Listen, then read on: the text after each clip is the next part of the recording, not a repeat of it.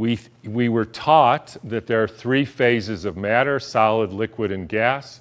But now we know that water, and only water, has a fourth phase. If anybody wants to read about this, Gerald Pollack wrote a book called The Fourth Phase of Water, where he proves this, which is an unrecognized gel phase.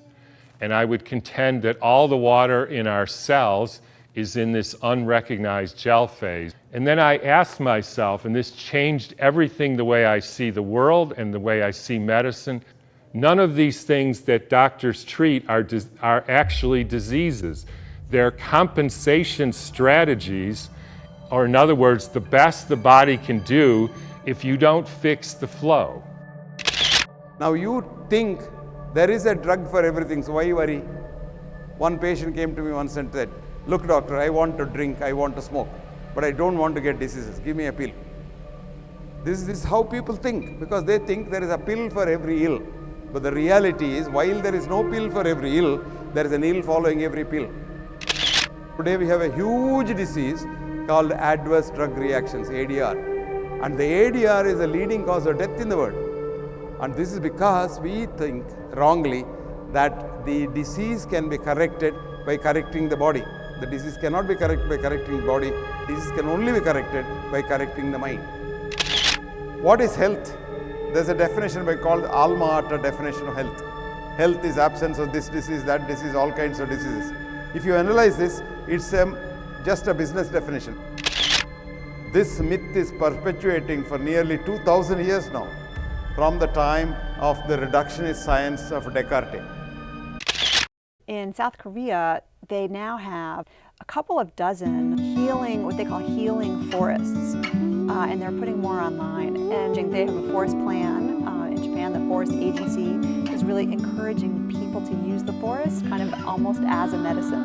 If you're someone who maybe doesn't spend as much time outside, I would say get outside more and just be mindful of how you do feel in different environments. Some research has shown that we tend to undervalue the benefits of nature. Because we don't spend enough time outside, we then don't see maybe that it's helpful. Or if we are outside, we're just not being mindful of, hey, I really was in a better mood after that walk. You can't live at all unless you can live fully now. The only way to be truly satisfied is to do what you believe is great work. And the only way to do great work is to love what you do. If you haven't found it yet, keep looking and don't settle. We are here for 25,000. 15,000 दिन तो हमारे career बनाने में लग जाते हैं. 5,000 washroom में चले जाते हैं हमारे, हैं 2-3 हज़ार दिन हमारे कम्यूटिंग में चले जाते हैं, और फिर उसके बाद खाना खाने में चल जाते हैं, कपड़े पहनने में, मेकअप करने में. मुश्किल से 2-2.5 हज़ार दिन है आपके पास. तो उसमें तो कुछ अच्छा कर जाओ. इतना कुछ फ्री में मिला है आपको. हवा फ्री में मिली, पानी फ्री में मिली, जिंदगी फ्री में मिली, सांस फ्री में मिली. उसके बाद भी हम कहें कि हम कुछ देके ना जाएं और जो है उसको भी खराब करके जाएं. One day, young lady lost her husband at 2 o'clock in the morning.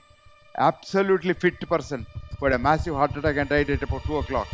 My juniors called me and said, "Sir, please come. This lady is uncontrollable. You come."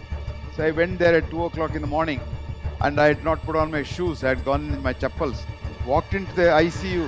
This lady was rolling on bed, and she caught hold of me with a big grip of my ankle and asked one profound question. "Doctor, why did my husband die?" I thought for a while, my God, with all my lore, I'm a bloody fool today. I don't know the answer to this question. If she had asked me, how did my husband get a heart attack, I would have given her a big lecture on what the textbooks say. But when she said why, I didn't know.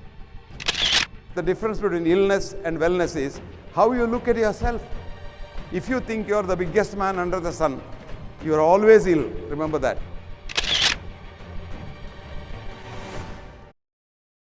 We know that pleasure reinforces adaptive behaviors like eating and sex that help perpetuate our species. And it looked to me like giving might be